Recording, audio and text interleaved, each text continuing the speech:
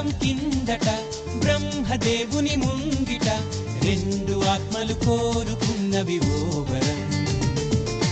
రూపురేఖలు వేరట, ఊపిరొకటే చాలట, ఆ వరాన్నే స్నేహమంటున్నాం మనం.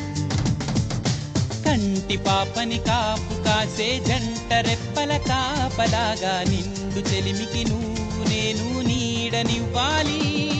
స్నేహమంటే రూపులేని ఊహ కాదని లోకమంతా నిన్ను నన్ను చూడగానే నమ్మి తీరాలి. కొంతకాలం కిందట బ్రహ్మదేవుని ముంగిట రెండు ఆత్మలు కోరుకున్నవి ఓ